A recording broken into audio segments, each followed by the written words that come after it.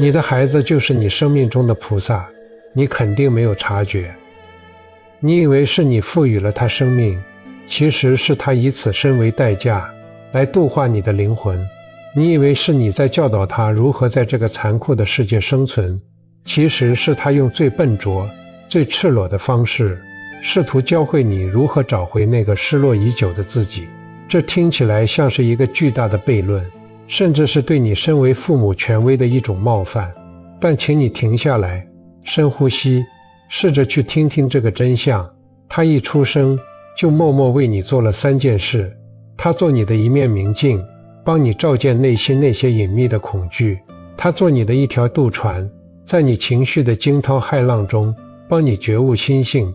更重要的是，他送你后半生一份从天而降的亲情，让你在早已麻木的成人世界里重新触摸到什么是无条件的接纳。大多数时候，我们不仅是个瞎子，还是个傲慢的瞎子。我们盯着孩子手里打翻的牛奶，却看不见自己心里翻涌的戾气。我们盯着试卷上那个不完美的分数，却看不见自己对平庸的深深恐惧。我们盯着孩子倔强扭过去的头，却看不见自己那张因控制欲而扭曲变形的脸。我们总在试图修剪一棵树，却忘了去想想树究竟需要什么。让我给你讲一个故事，这不是什么远古的传说，它就发生在我们身边，也许就在这座城市的某个安静角落。在一个老旧的陶艺工作室里，有一位非常有名的制陶师傅，他做的瓷器薄如蝉翼，声如磬钟，完美无瑕。但他并不快乐，因为他心里藏着一个执念，他想烧制出一件名为圆满的作品，一件没有任何瑕疵，完全符合他脑海中绝对几何对称的完美作品。有一天，他得到了一团非常特殊的陶土，这团泥土质地细腻，色泽温润，仿佛有生命一般。师傅大喜过望，觉得这是上天赐予他的机会。他开始工作，把泥土放在拉坯机上，轮盘转动，他双手紧紧护住泥土，眼神锐利，试图将这团泥土拉伸成他心中那个完美的形状。可是这团泥土似乎有着自己的脾气，当师傅想把它拉高时，它却像横向塌陷；当师傅想让瓶口收紧时，它却倔强地敞开。师傅开始急躁了，他加大了手上的力气，指关节因为用力而发白。他在心里默念：听话，顺着我的劲儿走，只有变成我想要的样子，你才是最有价值的艺术品。泥土在他的强力挤压下开始变形、扭曲，甚至出现了裂纹。师傅愤怒了，他停下轮盘，对着那团不成样子的烂泥大吼：为什么你就是不能配合我？我是大师，我知道什么是美，我知道什么是对你最好的。那天晚上，师傅沮丧到了极点，他甚至想把这团泥土扔进废料桶，但他太累了，就在轮盘边睡着了。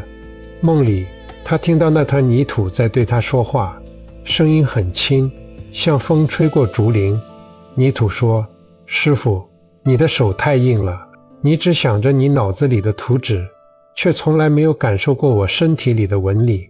这里有一颗细小的沙粒，你硬要把它按进去，所以我才会裂开。那里有一股气泡，你硬要把它封死，所以我才会塌陷。你是在和你想象中的我搏斗，而不是在和我真实的样子共舞。第二天清晨，阳光洒在工作室斑驳的地板上，师傅醒来，看着那一滩瘫软的泥土。这一次，他没有带着征服的欲望，他洗净双手，闭上眼睛，轻轻把手放在泥土上，轮盘再次转动。这一回，他不再强行用力，他的手掌顺应着泥土的走势。遇到沙粒，他便顺势推出一道棱角；遇到气泡，他便以此为中心拉出一道弧线。他不再是那个高高在上的主宰者，而是一个谦卑的倾听者。他感受泥土的干湿，感受它的重心，感受它想往哪里去。最后成型的并不是那个绝对对称的圆满瓶，而是一个形态古朴、略带歪斜，却充满生命张力的罐子。那道顺着沙粒推出的棱角，竟成了整件作品的点睛之笔，在阳光下折射出奇异的光彩。师傅看着他，流下了眼泪。他终于明白，真正的圆满不是控制的结果，而是顺应的馈赠。这个故事说的就是你，也是我。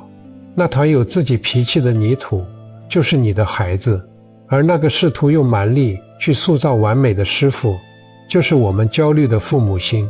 我之所以能如此清晰地看到这一点，是因为我也曾是那个满手泥泞、满心愤怒的师傅。记得多年前的一个早晨，那是我们家最常见的一个修罗场，我要赶去参加一个重要的讲座，而我的女儿当时才5岁，正蹲在门口慢吞吞地系鞋带，她的手指笨拙地绕来绕去，怎么也打不好那个结。我看了一眼手表，时间1分1秒的流逝，我的心跳开始加速，血液往头上涌。起初我还试图保持好爸爸的形象，温和地催促，宝贝，快一点，我们要迟到了。但他似乎完全沉浸在那个鞋带的世界里，甚至停下来去抠鞋带头上的一个小塑料片。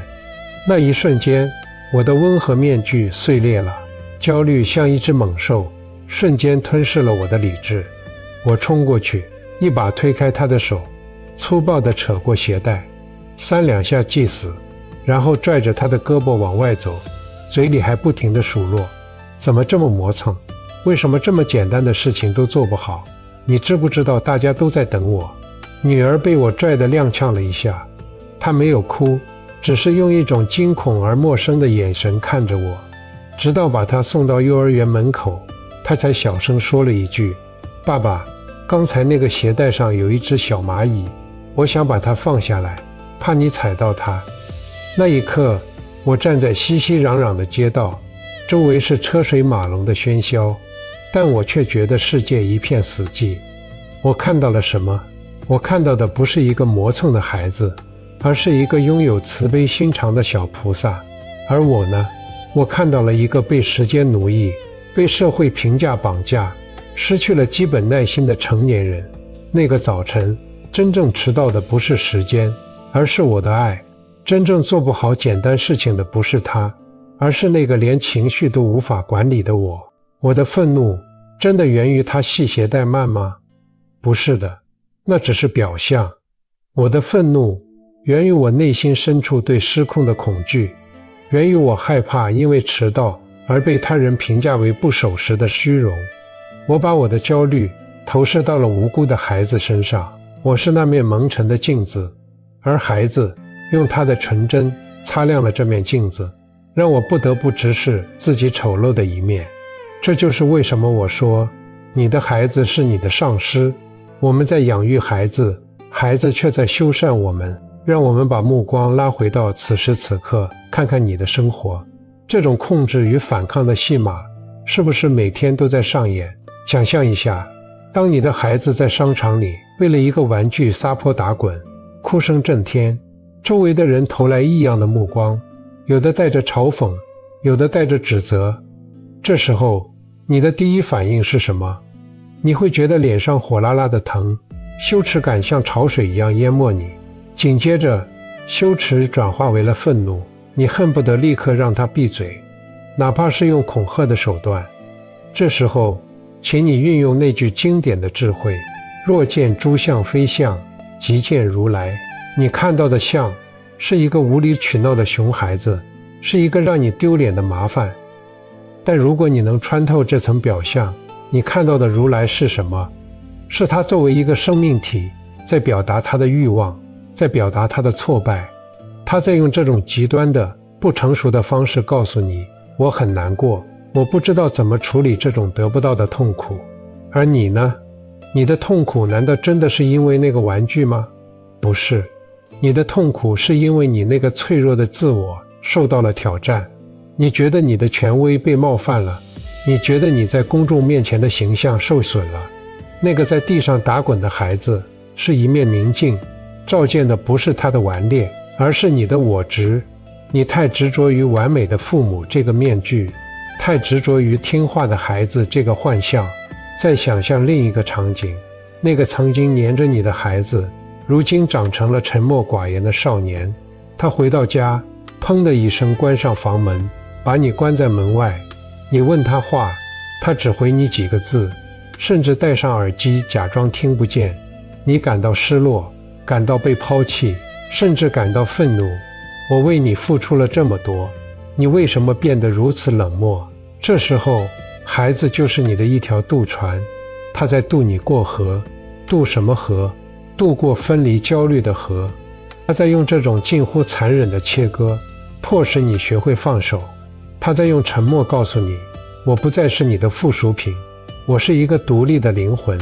你的痛苦是因为你还死死抓着船舷不肯上岸，你依赖被他需要的感觉，甚至超过了他对你的依赖。他的冷漠是在逼你找回属于你自己的生活，逼你把关注点从他身上收回来，放到你自己荒芜已久的心灵花园上。每一次冲突都是一次觉悟的契机，每一次痛苦都是一次剥离执着的练习。如果你总是用家长的身份去高高在上地管教他，你会发现他就像那团有脾气的泥土，要么碎裂，要么塌陷。他会直白地用行为告诉你，我不喜欢你这样。这时候的你能否关照到自己的执着？但请你注意，孩子是多么神奇的生物，他从不记恨过往。前一秒他可能因为你的责骂而哭得撕心裂肺，甚至大喊我讨厌你，但后一秒当你张开双臂，他依然会毫不犹豫地扑进你的怀里，眼角还挂着泪珠，却能把头深深埋进你的颈窝，全然地信任你，依赖你。